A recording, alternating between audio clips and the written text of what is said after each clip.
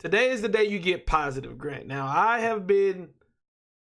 really wouldn't say too negative. I've just been calling it like I see them, and that's what I pride myself on being when I started this channel, was just being completely honest, not forming to anybody else's thought or anything, just giving you my opinion and letting you know what's going on. So today I want it to be positive. I want to talk about some positives going into the offseason. I have a couple. Today won't be a very long show. I'm gonna go through this. I'll take some questions, but it's been quiet. Hasn't it been quiet, guys? You know, last week, every day I was hearing Alonzo Highsmith's in, Alonzo Highsmith's out. Alonzo Highsmith's in, Alonzo Highsmith's out. Alonzo Highsmith has the deal done, then Alonzo Highsmith doesn't have the deal done. Which one is it? We don't know, but it's been quiet. We know the Canes are out there in the transfer portal looking for new players to add to the squad. Most importantly, their top priority seems to be a starting quarterback. It looks like it's going to be one or two, either Anthony Brown of Boston College or De'Aaron King out of Houston. But even on that front, it's just been real quiet. Just a lot of hearsay, this and that, this and that. But hey, positives and my thoughts about going into next year. Then we're going to get into a couple different things. I want to give a shout out to Anthony, Mr. HD. You go, we're in the house, my guy. Part of the Kane gang. Mr. HD, Lil B. I appreciate everybody in the truth. And Dreadlock, I appreciate you guys kicking it with me tonight and stopping by the channel and stopping by Kane's After Dark. My guy, R. Fletcher, how you living? How you feeling? We got Gator Hater in the house. How we doing? How we doing? I always love to give the shout out to the chat. If you could, guys, real quick, just hit that thumbs up button and let's get going. Positives going into the offseason. And I think when you talk about positives going into this offseason, the number one has to be the hiring of Rhett Lashley. I think that's the one thing. And before I even get into this, let me say this. I'm still of the notion, what I'm saying today, I'm still of the notion I got to see it to believe it. You know, y'all know my new rule. My new rule is anything can look good on paper. Talk is cheap. Execution is worship. So remember that, guys. I want y'all to keep that in mind as I'm going through some positives, just a couple positives heading into the offseason. Not everything, but just a couple positives. But even when all this is said and done, we still got to put in work on the field. We still got to execute on the field. The coaches got to put the players in a position of wins, and the players got to want winning better than anything else. So, Rhett Lashley. We hired Rhett Lashley from SMU, and he actually met with the team for the first time, and we got to hear a little bit from him. I'm going to play a clip real quick, just in case you didn't get to hear it. Rhett Lashley, video of him meeting with the team. See if I can find this bad boy. Thought I had it pulled up. All right. Coach, here's what I want to tell you. Offensively, you know, our identity is going to be fast and physical. That's who we are.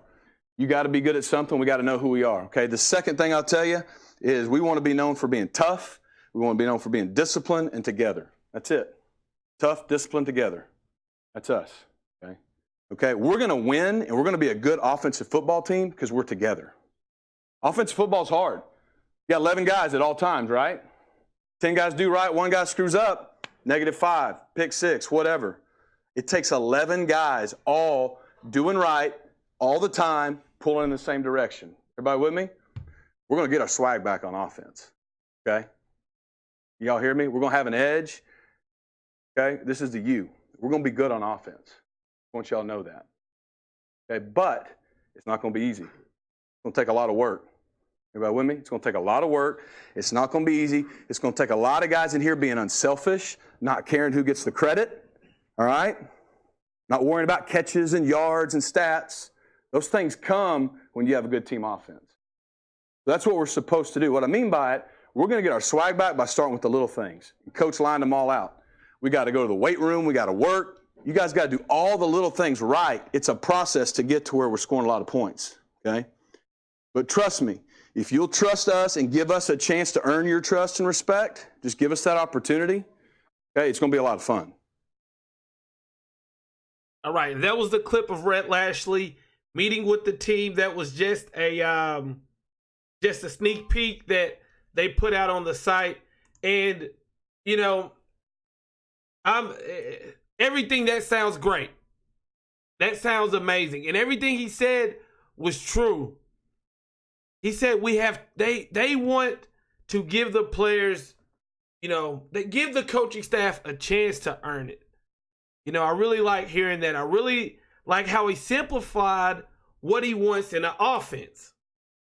And I was fired up when I saw that. I know a lot of Canes fans were fired up when we see it. And so no matter what happens going into the offseason, we're excited that we're going to see a different offense. Now, last year, I said this statement. I said, with Mark Richt retiring, no matter what happens, the offense can't get worse. I was wrong. Dan Enos and the offense we put on the field was worse. I hope this time around we can actually not just put out good clips, but we can execute, okay?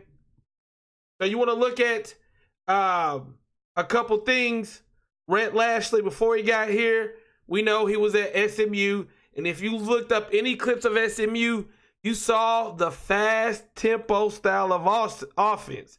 They were number 2 in the nation in plays per game, number 7th in the nation per game. They were at the top of all the categories for offense. They were up there in some way of fashion. They were way better than the offense stat-wise that Miami put on the field, and also aesthetic-wise. When you looked at what they did, it was a much better product than what Miami. I mean, hell, it really wasn't too hard to be better than Miami. So you got to be excited that, hey, we're going to get a guy that's going to at least attempt to put in a modern day spread offense with the talent that we have. You've got to be excited about that. That's definitely a positive to that. So I'm definitely excited about that, okay? Rhett Lashley, he's going to be a head coach one day. And you look at his different stops. He was at UConn for a season. He was under Gus Malzahn. But, you know, the word with Gus Malzahn is he doesn't always let you do it everything the way you want to do it. Last year at SMU, he was with Sonny Dykes. Sonny Dykes, you know, I watched a couple interviews of them explaining the process and how they work. Sonny Dykes gave him a lot of leeway, but he also taught Rhett Lashley some things. So I'm excited, and that first clip got me excited. But keep in mind, I'm going to keep saying this. We've got to execute. You got to do it on the field. So that's very important. Another positive going into this offseason is Category 20, man. Now, I know these guys didn't rank as high as everybody wanted them to. I know we still need a couple more offensive linemen. And I also know that the offensive line class that was in the state of Florida, we should have been able to get a couple of these guys. But we got what we got. We got Category 20. We got a Tyler Van Dyke. We got a Don Chaney. We got Xavier Restrepo. We got some good guys, but not only did we get them, they're going to enroll early. And that's huge. 13 of our of Category 20 has enrolled early and will be here for spring ball. And that's very important. Because you got to think about, not only is it important that they're going to get to meet the coaches, that they're going to get in the weight room with Feely. You know, Feely tweeted out today he was excited about getting the season started with these guys. The most early enrollees, yes. I think the highest we've ever had was 11. This class will enroll 13. So that's big time.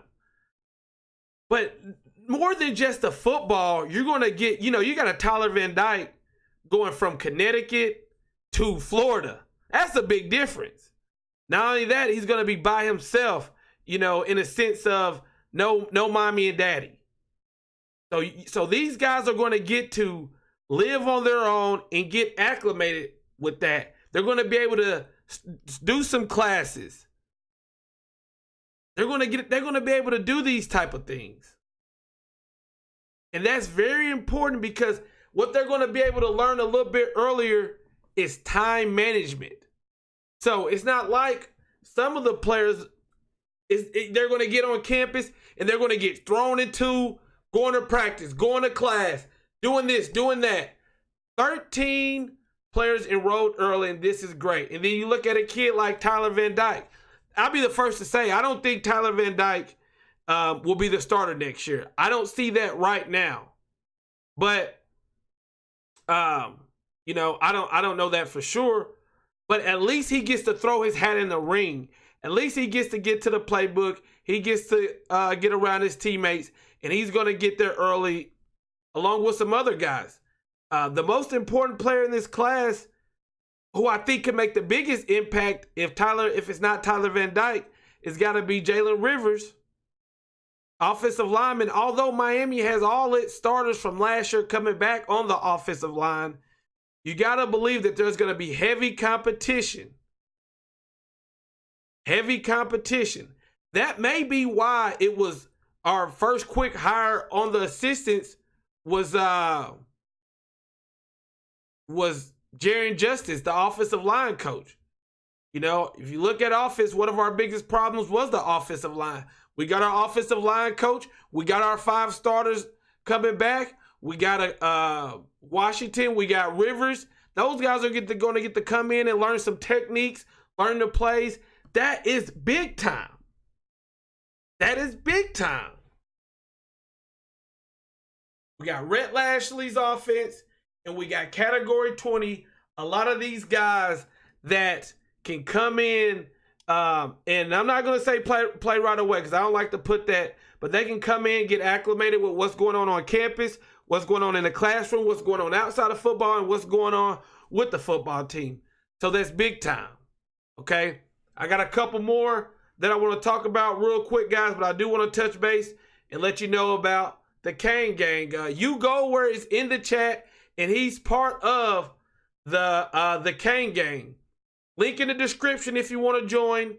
24/7 group chat. You can get the Michael Irving and access to the exclusive content, podcasts, interviews. Most importantly, it goes to help the production of this channel. More quality videos, more quantity videos.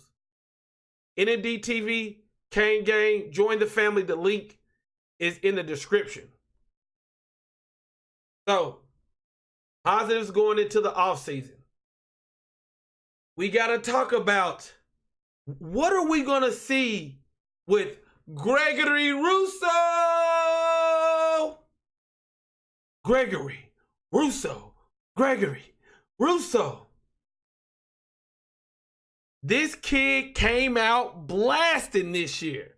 And if you watched the spring games the last couple years, or you kept up with what's going on with the spring, we saw this kid do work in both of the spring games. But we actually got to see him do work when it counted. 7 starts, 54 tackles, 15 sacks. Think about that, guys.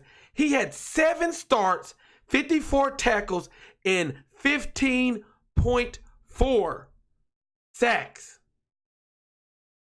That is amazing. 2019 Freshman All-American from the FWA USA today in the Athletic. 2019 All-Defensive Rookie of the Year. 2019 All-ACC. 6'6", 251 pounds. This kid's going to be working, putting in work in the offseason. He can only get better. And when you watch the tape, you're going to see that Gregory Russo, this guy was a raw talent.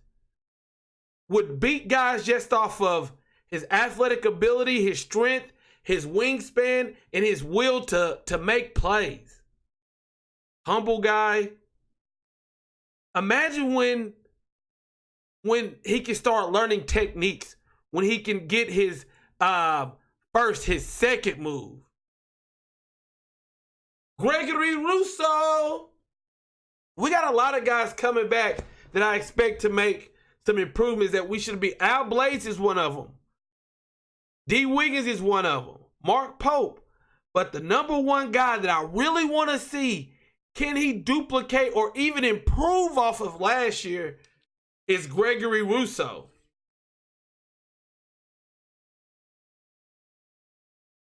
Positives going into the offseason. Now, guys, there hasn't been anybody more critical than Manny Diaz than your boy. You've seen a lot of videos, but you're getting positive Grant today. You're getting positive Grant today. And Manny Diaz is our guy. We're stuck with him. You know, no matter what we say, no matter what we do, no matter how many times we say we don't know if he's the guy, Manny Diaz is our coach. And I think a positive is, look, he had a horrible season. So maybe, and they said they want the old Grant. Hey, this is just for the day. This is positive Grant, just for this episode of Canes After Dark. But maybe this first year was needed. You know, this first year for Manny Diaz went as horrible as it could have been, okay? We got the report about players going out partying before a game. We got losses to FIU, losses to Duke. We got Tate Martell's situation. We got a lot of Jaron Williams situation. We starting 0-2 for the first time since 1978, finishing the season 6-7. The only team of the bowl season not to score a point. Quarterback shuffling. Hiring Dan Enos, then firing Dan Enos. Saying that this wasn't a rebuild, then saying it was a rebuild. This was a horrible season. There's no doubt about it. But a lot of times, before, you know, they say pressure makes diamonds. And we got a lot of pressure on Manny Diaz. And maybe Manny Diaz needed this. So there's a lot of times in life where I accomplish something and I think about a time where I was at a dark time in my life and I say, man, I wouldn't be able to handle this accomplishment, this grind, if I didn't go through that rough time, if I didn't go through that tough time. Positive Grant says maybe Manny Diaz needed that season. Maybe Manny Diaz came out the gates. He came out there in a yacht. He came out there busting into locker rooms. Into the coaching clinics. Maybe he learned from this season. We only can go up. You know, you win or you learn, but most of the time when you learn is when you have a failure. And then it becomes a lesson. You know, that's how I look at things. You're either going to win or you're going to learn. What something can be perceived as a failure, you can turn it into a lesson. Manny Diaz can turn this into a lesson. He can turn this first season into a lesson and do things differently.